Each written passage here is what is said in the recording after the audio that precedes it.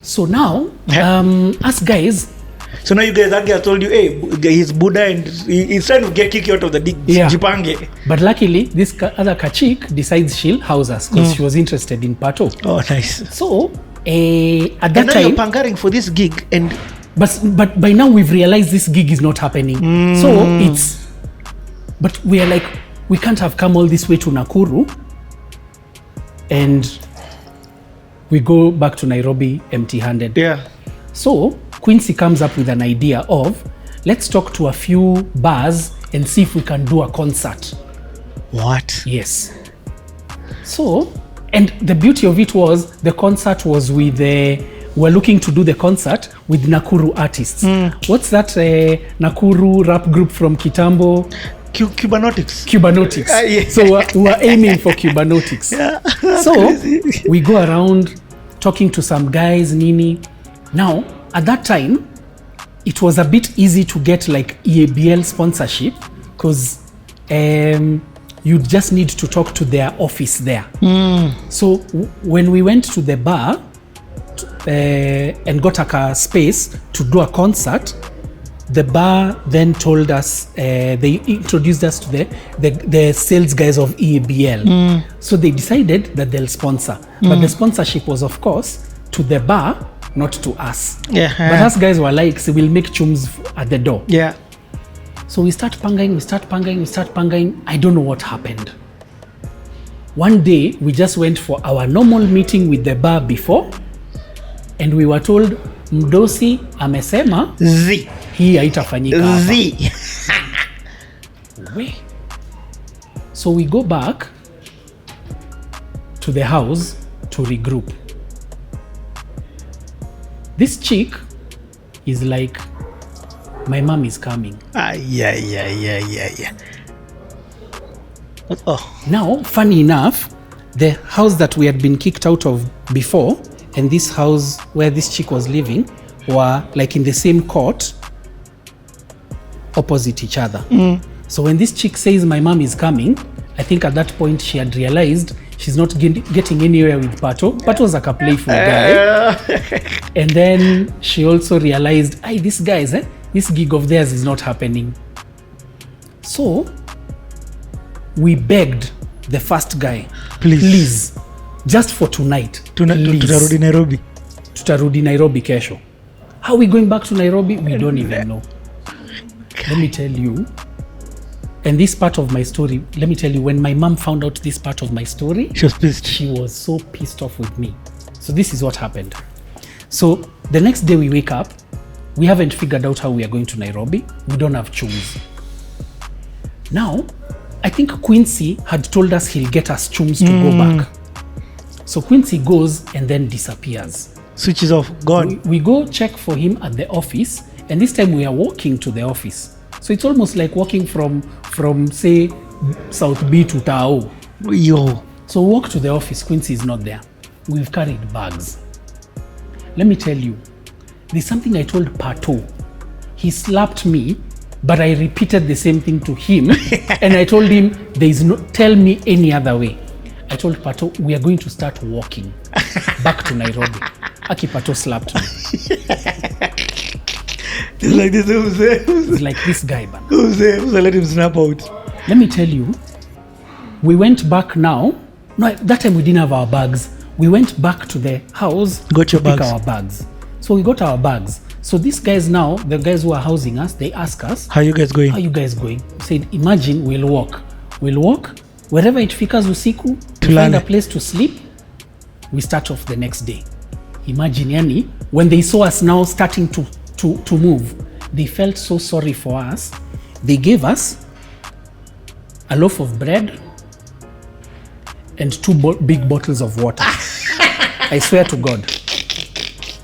I thought they were going to tell me they gave you pesa. No, they didn't have chums. Yeah. So this chick took bread from their house and just gave us. This guy just got like 2 bottles of water. You guys, Jazad tap water. These were not the days for bottled that thing. Jazad tap water gave us. So we carried. So there we are. Our bags, a loaf of bread, and water. So we start walking. No way. So as we are walking, Pato is still in disbelief.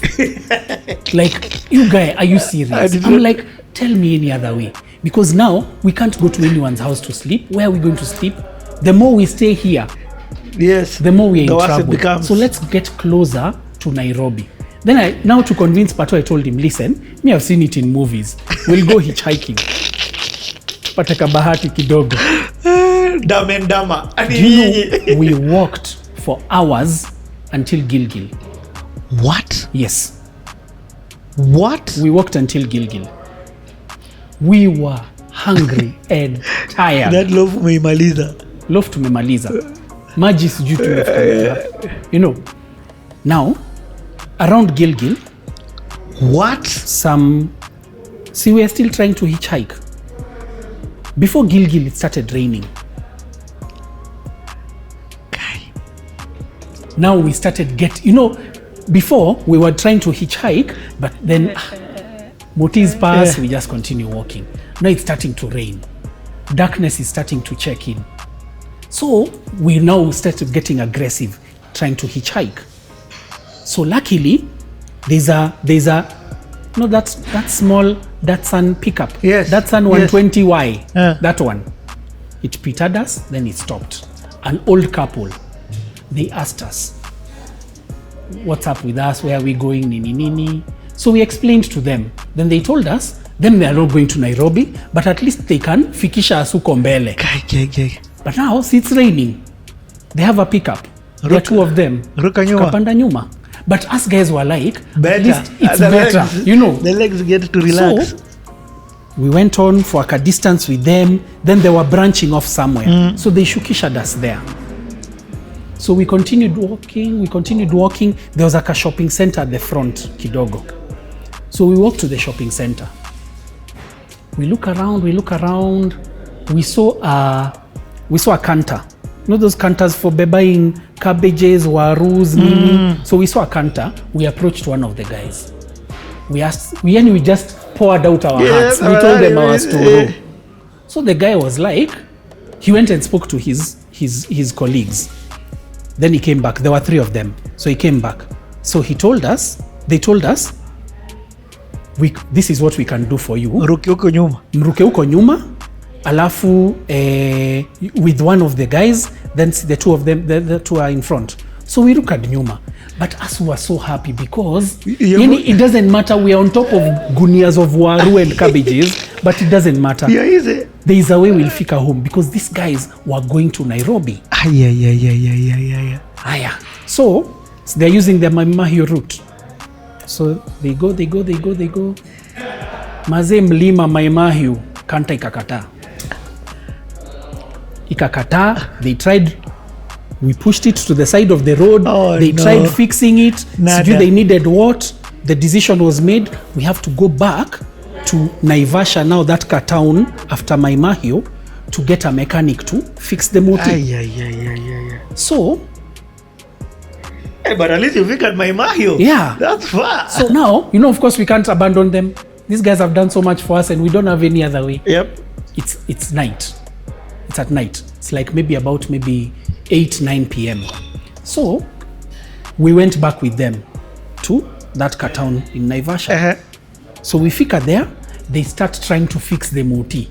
Then they realize that there's a part they need, but they need to buy it from a shop. See, shops are closed. So what do? We have to sleep here till morning. Let me tell you, me and Pato knew tutalala juu ya cabbage. Awa sewa fix nini 20 hours asubuhi. Let me tell you, these guys were so nice. They told us, "Ai hapana. Kujeni." Went with them. They took us to a place. They bought us dinner. We could add chapo and stew or whatever with tea because of the way we were so cold and nini. Took tea. Imagine they got a lodging. You know those lodgings for a sock? Yeah. They got a lodging. They got for us even rooms. They paid for us. Then they told us, as in, it's like they could see our struggle. So they were like, we told you we'll get you to Nairobi. So we'll get you to Nairobi. Don't worry. So we slept. In the morning we woke up. we sided them to fix the moti, to, you know, those ones of just beba hapa, nini, you know, those two small things. Fixed it, got back in the canter uko juu to Nairobi. When we got to what's this road called? Wayaki Way. No, past Wayaki Way, apo outside of Laiko, what was then Grand Regency. That jam there, Uhuru Highway, that's where we shukad. You were like... When we shukad, of course we told them thank you. We told them there's a friend of ours at Hughes Building who at least can give us fare to get back home from Tao, you know. But at that point we were like, even if we don't find her in the office, we can walk home. Because we've done all this, it's fine. So we get to, when we are light, guys are looking at us funny. We kind of don't care, but also we are wondering what is it. That's when you realize, do you know cabbage and potatoes, there's an dust it has, makes you white. Like you're just white, you're just dirty. But at that time, we didn't care. I'm in Nairobi. We walked across Grand Regency, Nini, all the way Paka Hughes Building. We went to my pal's office, my sister's pal's office, pet's office. Luckily, the dad never used to spend a lot of time in the office. So we went, we told her our story. She gave us 20 bob. See, it's off-peak, because we've figured Nairobi at around 10, 11 uko. We went to Nini, we went to pick a mat, went home. Let me tell you, by this time, us guys home, we had moved, we were living in Tena. Tena Estate. When I got home, I had to hide at a neighbor's shop until my mom left the house so that I could go back into the house. Because if my mom had seen me the way I was, Let me tell you, shout out to Paul and Jedida. Mlinisaidia sana. Amjui mlinisaidia sana. They hid me in their shop. Paka my mom went back to the house. Nini. Now those days, remember, I told you Kina Pato had a house phone, like a landline. As we didn't have a phone. But now this shop I'm telling you about, you could make a call there. So I went home, showered, changed. I even jipatia shughuli. I washed my clothes. Kumbe I'm just featuring the way those clothes are dirty, you know. So of course my mom came back later on. I didn't tell her what happened. I just told her, tumerudi kutoka Nakuru. Ilikuwaje? Ilikuwa poa. You know. Is she finding out now? Or you later told her? I told her some years later. Now, some days later, I call Pato. I tell Pato, Maze, tumechill sana. Hiyo story ya Nakuru imeisha. We need to get back into things, you know. Pato is like, I quit the game. Nothing. We were like, no. We have to do this. Yeah. So, there's a friend of mine who, when I was in Strathmore, she was in another college, and we used to end up meeting at the bus stop in the evening. She's called Scotch. Scotch? Yes. Maybe you know her. No. Okay. Scotch. She doesn't know this, but I was into her mad. It was heavy. I was into her mad. Now, Scotch. Wait. Let me do this. So Scotch, these places that she used to hang out. So I used to follow her, or I used to go there hoping to hook up with her. One of those places was Intercon. There was karaoke at Intercon. This is 99 or 20. Now this one, this was now back to 97, 98. Wow. When I used to try and follow her there. And then at Intercon, I met this guy. I think I went to ask him like a question. I went to ask him a question. And then he was so open to me. And he was also a reason why I then got to know other people. He was a DJ.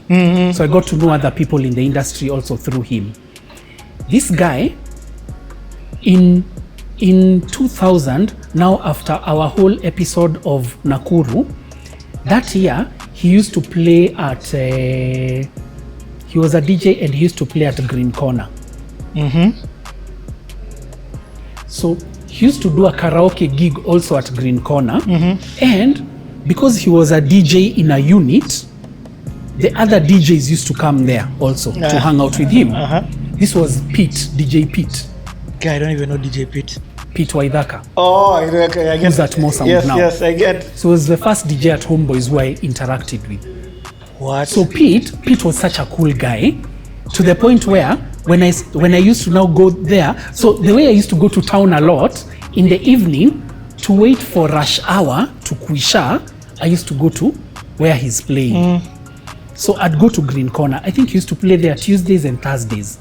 So I'd go there, hang out with him. That's when I met, there's a DJ of Homeboyz called Kama, Pete's bro, from back in the day. He's now in the UK. Kama himself doesn't even remember me. There's another pal of theirs called Tintin, who I also used to hang out with. There's another chick pal of theirs called June, who's now in Australia, who I also used to hang out with there. Yeah. So now, when we came back, when we settled from that episode in Nakuru, I went to Tao someday, and then I passed by Green Corner. So when I went to Green Corner, while I was with Pete, this guy comes and gives Pete some flyers. So when he gives Pete the flyers, then his Uko, he started talking on phone. So me, I'm looking at these flyers that the guy has given Pete. I'm like, wow, this looks so nice. Now I'm coming from doing gigs for Kina Shilton. Yep. And not to talk badly about them, but so that you understand how far even they have come.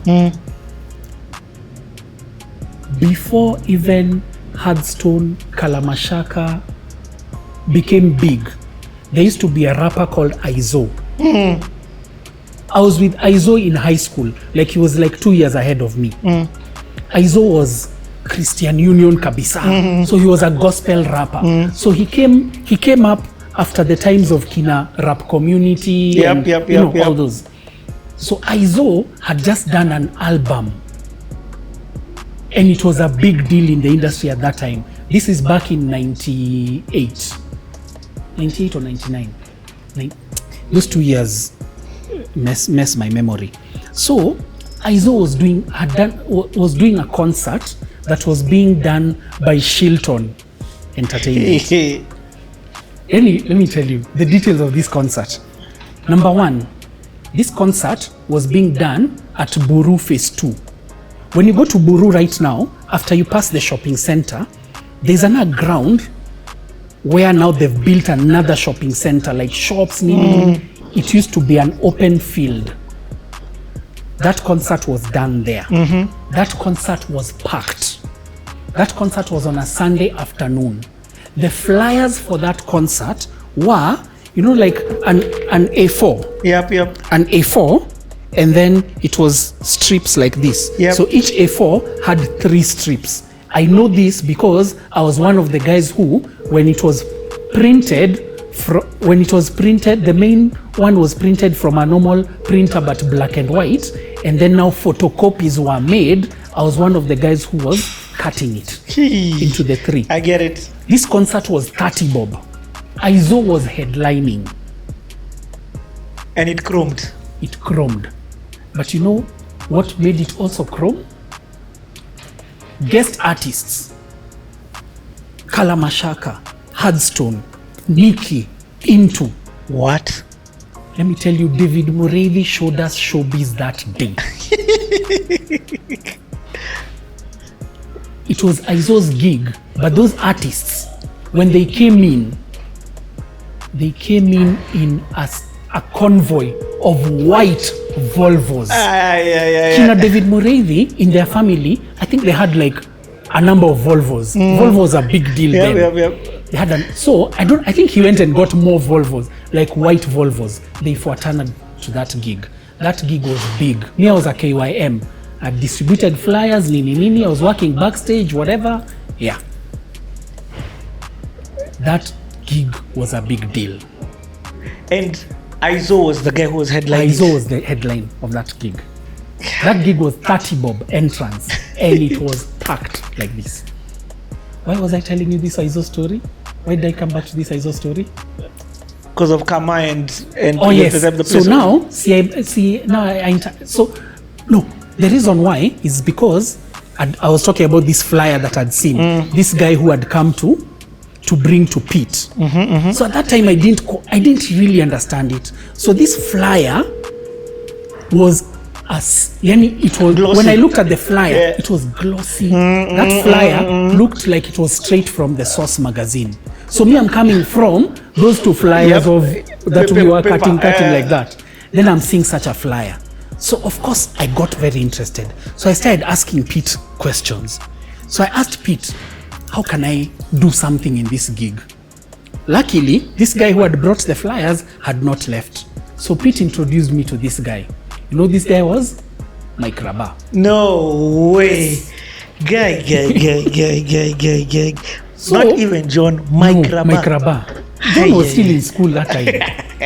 So, Myke Rabar, that's insane, talks to me. He tells me, okay, I can give you Jobo